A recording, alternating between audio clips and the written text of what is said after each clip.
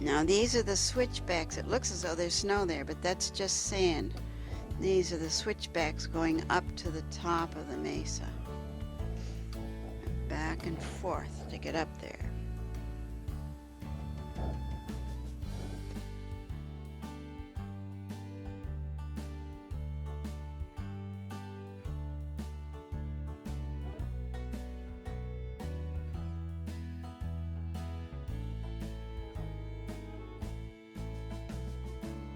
It's a beautiful place to live.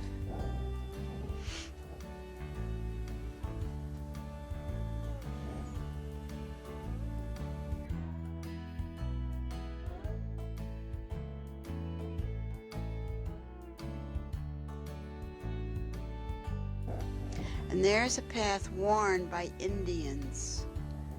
This is at one of the Indian areas right outside of Los Alamos.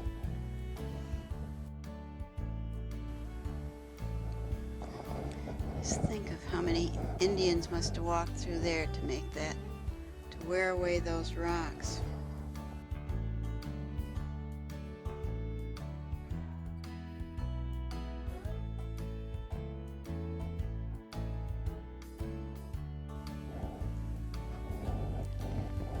This is another day when we went hiking, and I think this is along the Rio Grande, which was right near Los Alamos, which is only a little stream at that point. When we moved out to Los Alamos and Dad worked there, this is a big, big area called Valle Grande. We used to go hiking out there sometimes. And we also used to play golf out there sometimes, and we would lose our golf balls down the gopher hole.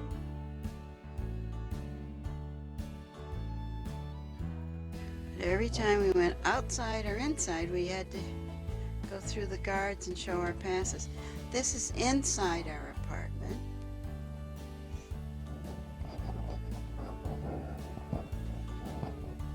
And we didn't have much furniture. You see a lot of barrels that Dad sanded and made tables out of them. But the Army gave us beds. I can't remember whether they gave us anything else or not.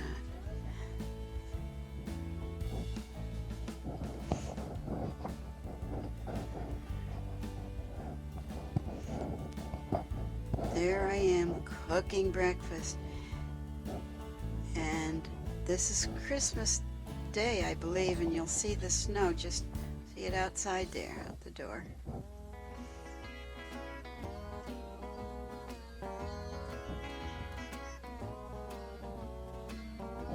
They're really comfortable apartments. We had 2 bedrooms.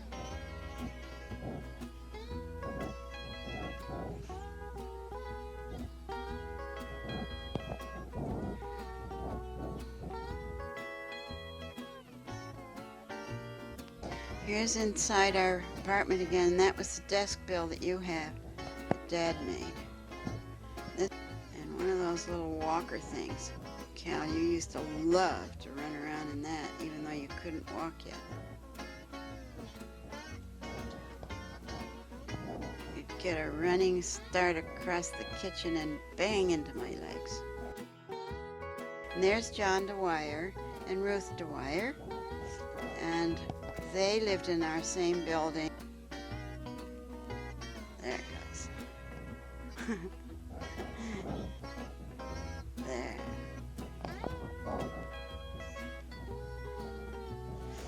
The mesa that we lived on was 7,000 feet, so that's why we had plenty of snow. We're really outside of the Los Alamos compound, but there was lots of area out around it where we could walk or hike, or, as you see, get the trees, could ride horseback.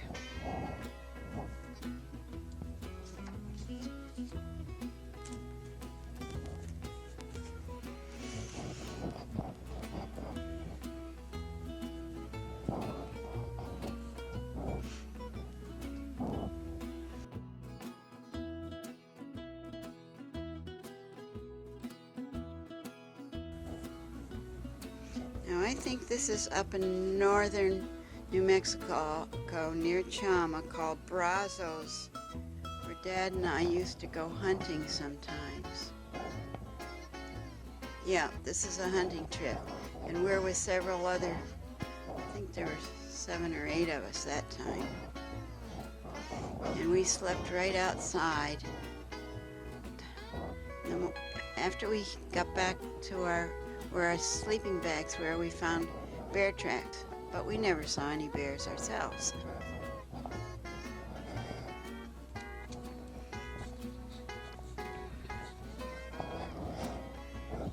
One of the men who worked for Dad lived up there, and he knew a trail of a fellow who did a lot of hunting, so that man was guiding us. There they used to call me Pistol Packin' Mama, but I don't think I ever shot the gun at anything. He used to target shoot. Here we are coming out of this fellow's cabin where we would keep some of our stuff while we were out hunting. I think the first night we slept in there on the floor, and sleeping on the floor is much worse than sleeping on the ground. The floor doesn't give at all. This fellow is a nice fella. That's Dad's first car, I guess.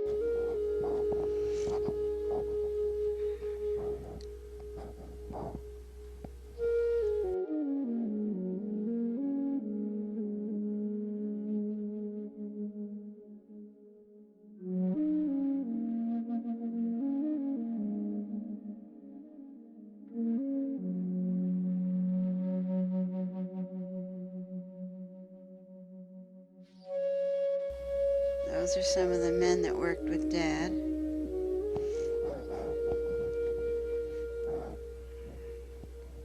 And our dog that we got at the pound.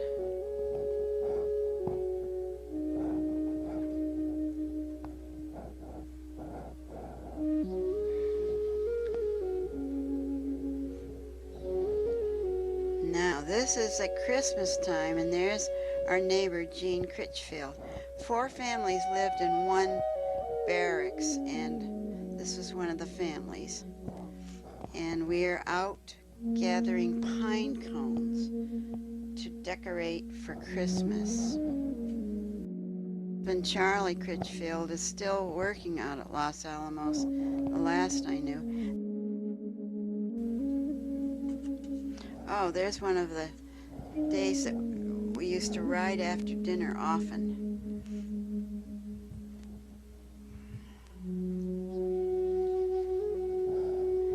The horses were pretty well trained, and you didn't have any fear that they were going to run away with you at all. We could even ride bareback on some of them.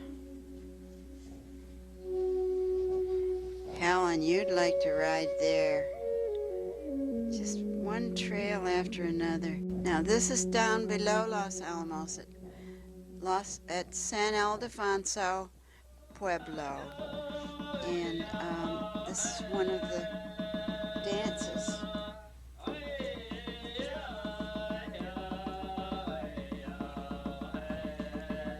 This is January 1944, beginning of the next year, and after our Christmas.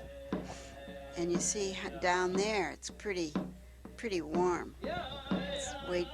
It's way down at, I don't know how many thousand feet, but below the mesa. We got to know a lot of these Indians. Many of them worked up at Los Alamos, and the men tended our coal fires, and they came up with their beautiful long braids. We're going to see on the next film, we see more of the dancing. And I don't know whether we'll be able to see Poe, but you met Poe when we went back to visit.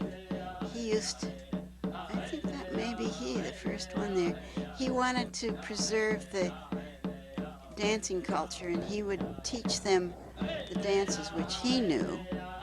And it was his mother, Maria, who's I have some of her pottery, which you all will have one of these days. Maria Martinez, and her husband, who had died just previously, named Julian.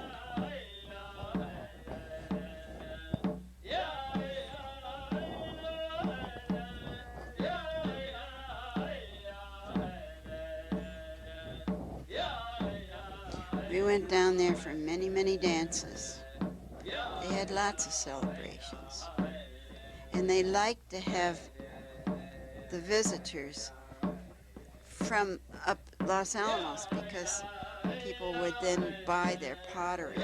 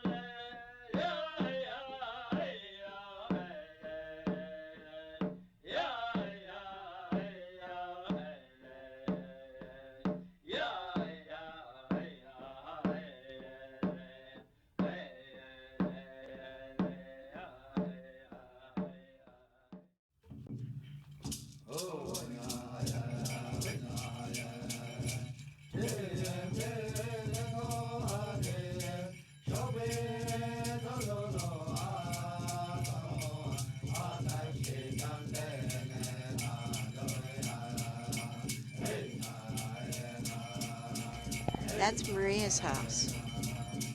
Now here's another dance at San Ildefonso. This one's in September, and it's called the Harvest Dance. And they had cereal that they threw out on the ground. The dancers threw the cereal out, and then the children ran around and picked it up.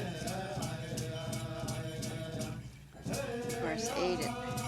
There's Poe, and he was in the army at this time now. And so he's in uniform there, army uniform.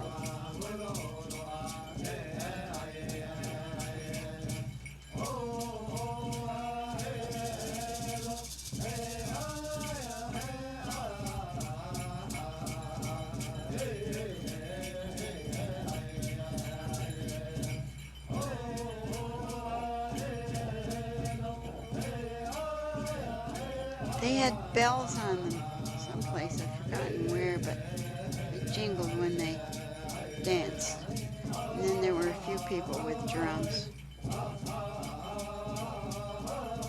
There are the little kids joining in and learning some of the dances.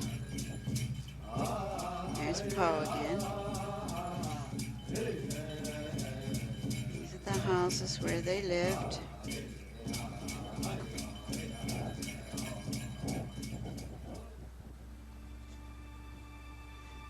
These people were very friendly.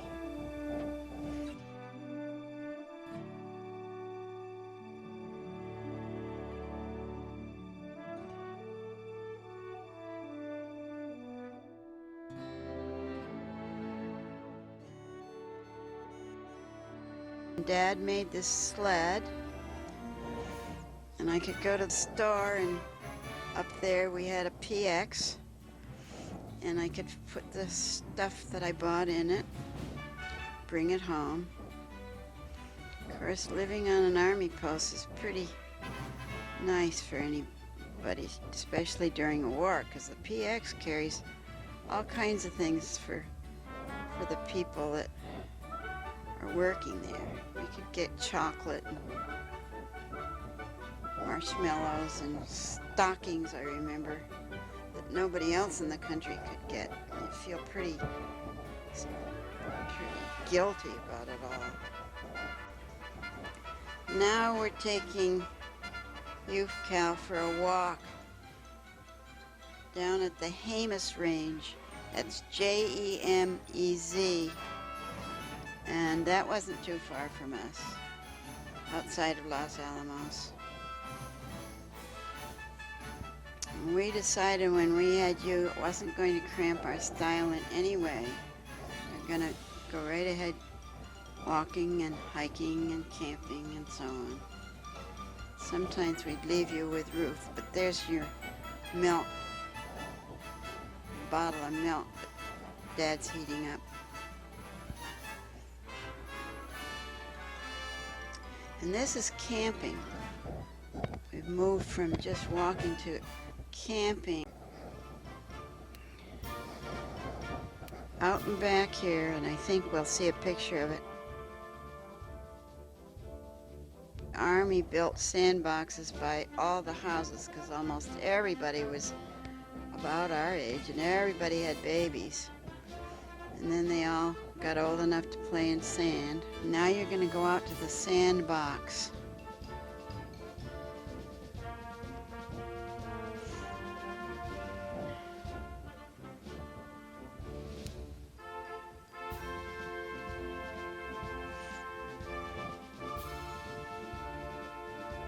This is June 45.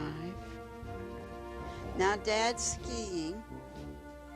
There was a hill right outside of Los Alamos, and they would take us up to the top in an Army vehicle and then ski down. This is called Sawyers Hill. Now we're skiing at Sawyers Hill outside of Los Alamos. That's the Army vehicle that we would ride up on. And then we could ski down, of course. But there weren't any ski tows or rope tows at all out there, and I don't think there were any place much in those days. And there I'm coming down at a rapid rate.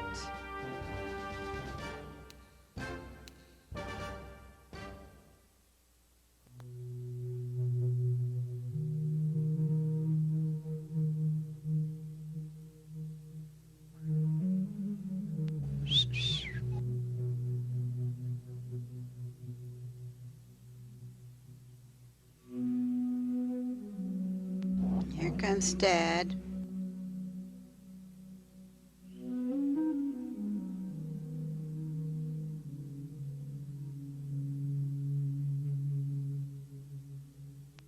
And the sun, of course, was so strong there that you didn't get cold, really.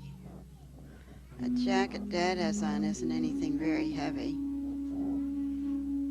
The pants are pretty heavy. I think you all probably saw those.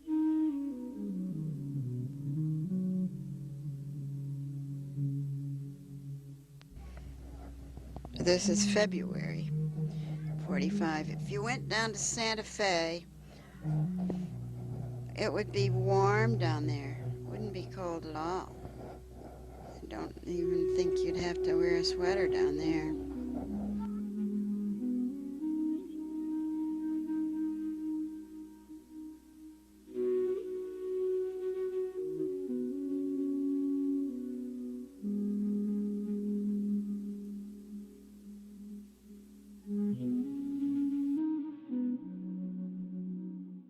We went on a trip to the Grand Canyon, Bama and Dad and I. And Bama had been saving her gas tickets, and we had, and so we had enough to take this trip.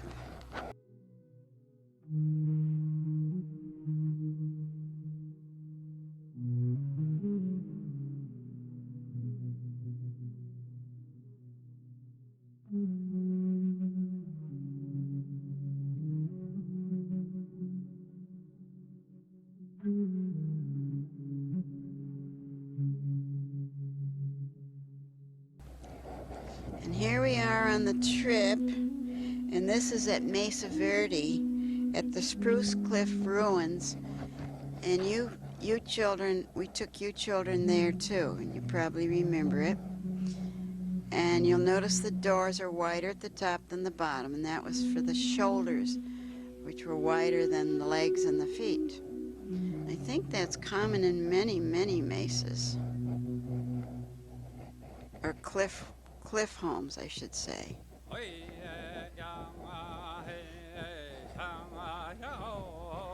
These places are just remarkable to see. And I guess, you know, some of you have been back out there to see them again after we took you, I guess.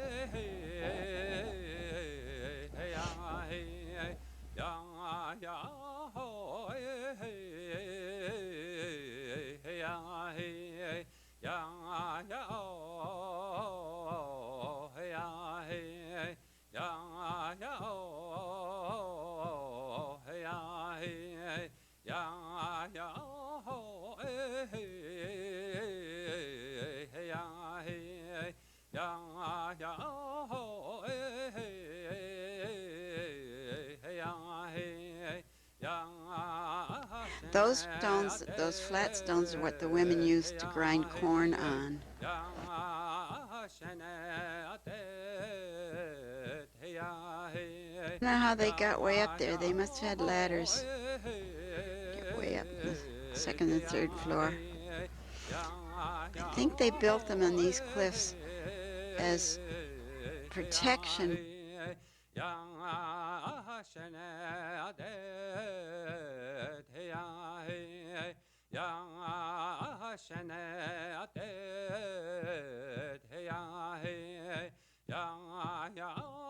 Oh, this is at one of the trading posts where we stopped, and I think it's the trading post where we bought the Indian drum.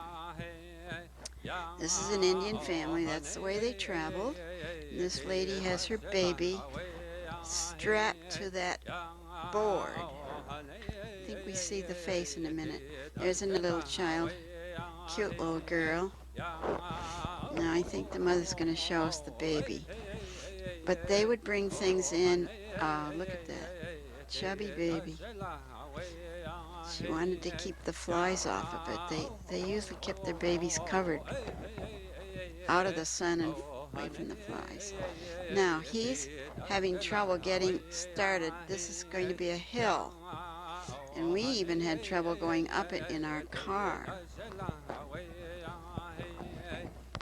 And Mama and Dad had to get out and push while I drove up.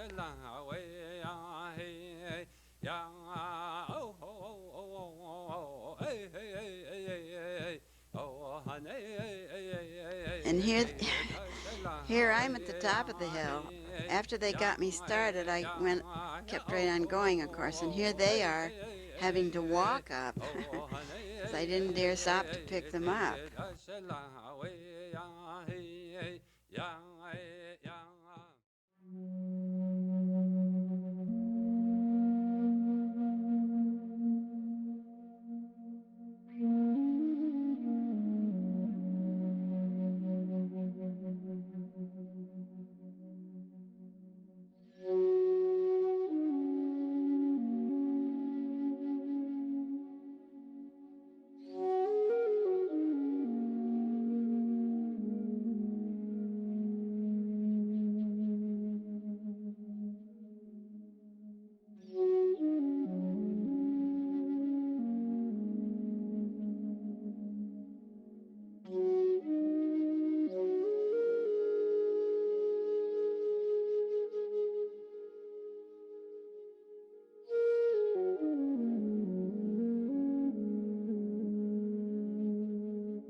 This is June 19th, 1945. And there's the drum we brought back from our trip.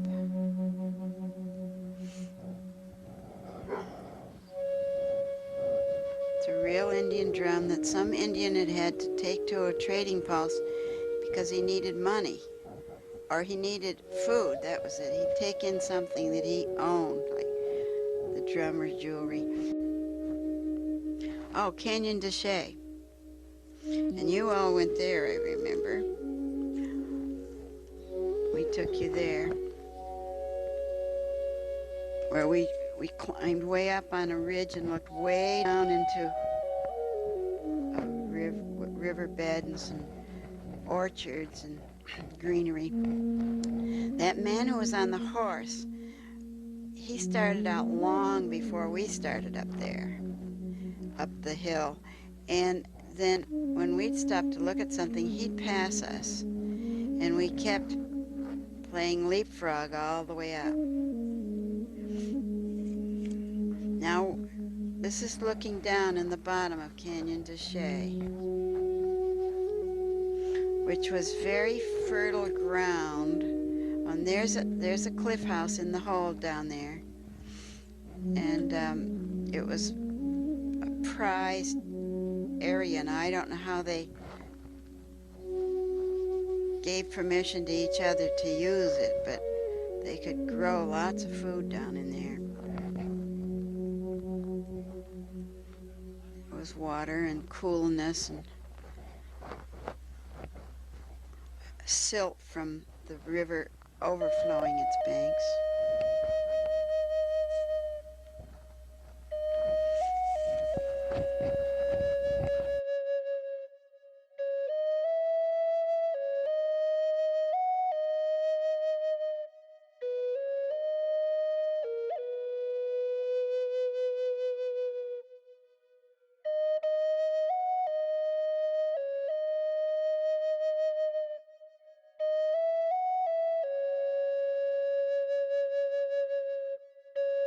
Cal, you're on the left, and this is your first birthday party. And it's on that Indian blanket that we also bought on the trip at Canyon de Chelly from the people who owned the inn, and it's very old. I believe I have written down how old it is, but it's soft, been used a lot by some Indians, and they got it at a trading post. Here is Bright Angel Lodge at the rim of the Grand Canyon. We had a room right on the edge of it. And there's Mama and Dad coming out. And we're going to view the canyon. And I remember that first night there was a beautiful, there was first a rainstorm, then a beautiful rainbow over the canyon. This is probably the next day.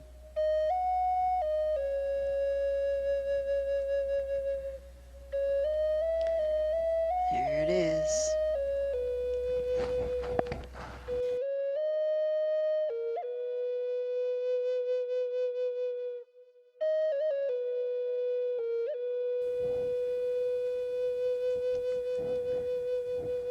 Nice clear day.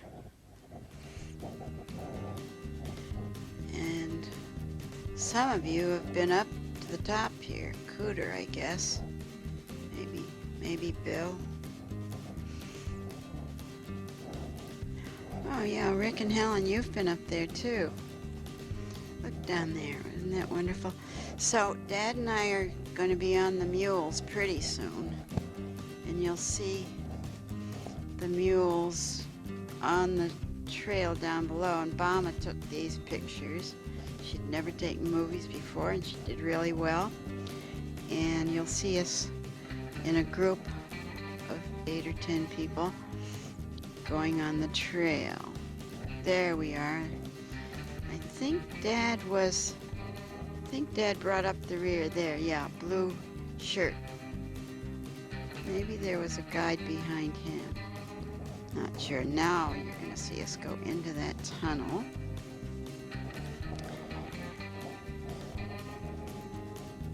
And that was a great trip. And as they always say before they start out, they've never lost a mule yet. Well, they stop to rest everybody every once in a while. And you've heard me say that as you stop, the mules always want to eat. And of course, there's not much left on the trail to eat. And they'll always see a little sprig of grass way over on the outside, and they lean over, and you just have to trust them. They are sure-footed, and they've never lost a mule yet. Therefore, you feel pretty safe. And they take these groups down to the bottom of where the river is, and you eat lunch down there, and this is after we've come back up, of course. But we were so glad that Mama took pictures of it.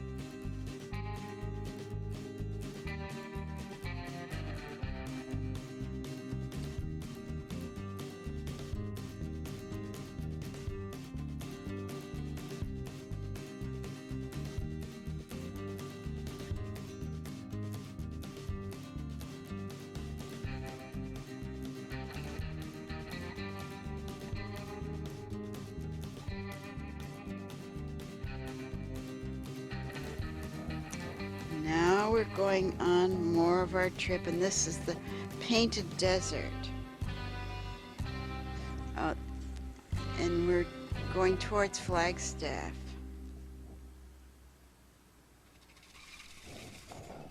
Isn't that beautiful? The colors there are beautiful, and you all remember that you collected different colored sands when you were on the trip when you were young.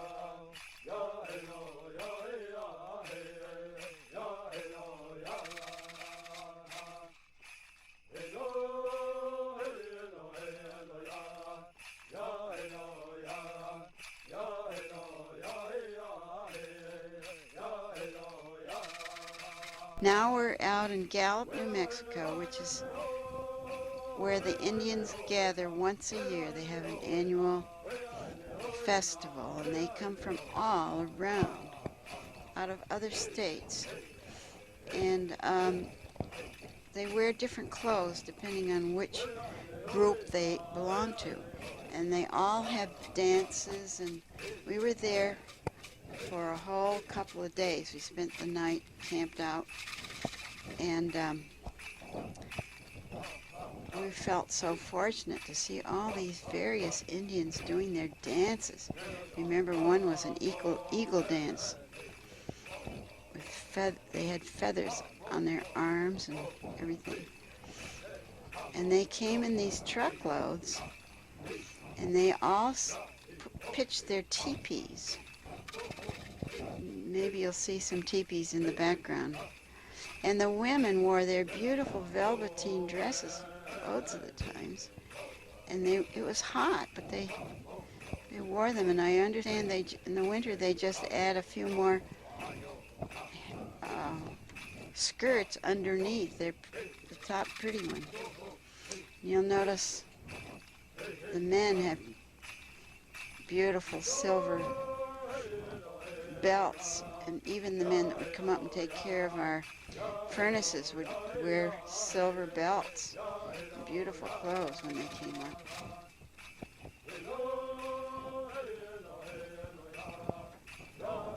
Of course, there's Dad, and there's John DeWire on the right there. These are all friends who went over to, there were only 5 of us, I think, went to Gallup for that fair. Those people worked at Los Alamos. There's the booth from which things were started, and they're different races, and roping of calves. There's a little steer that somebody's probably going to rope. This is August 45 that the Gallup Festival occurs. You may remember that we went through Gallup and you all got some jewelry there, I think.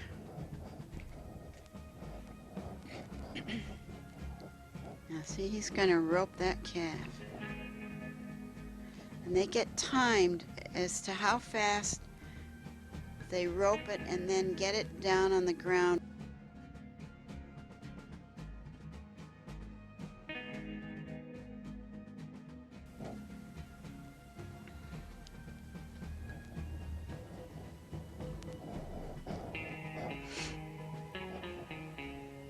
Those are all covered wagons in the background there where they either slept or they traveled in them.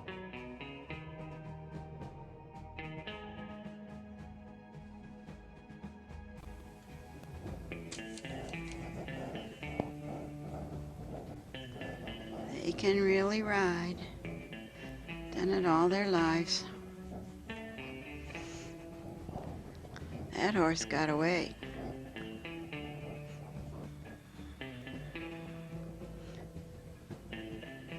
I think they're trained. Oh no, there's a rope to the horse. They're not supposed to run away.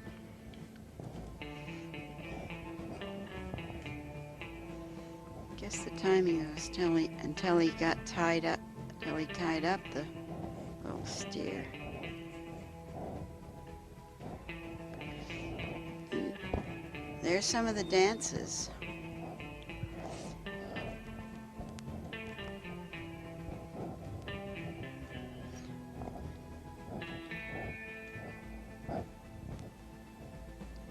Some of them got pretty wild. Others were quite calm. They were really great. And there's somebody in the middle with a drum. And you're going to see a race in a few minutes of women riding the skins of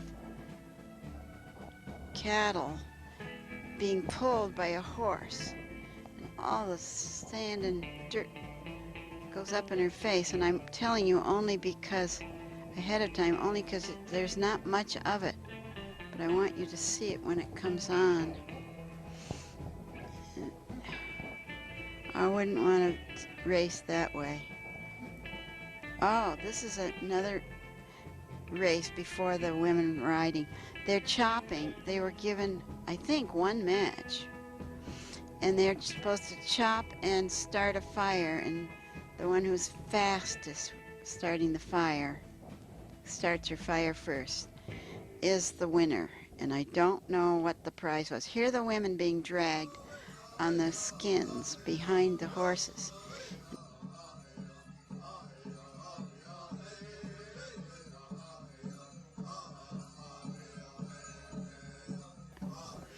There's some more dances.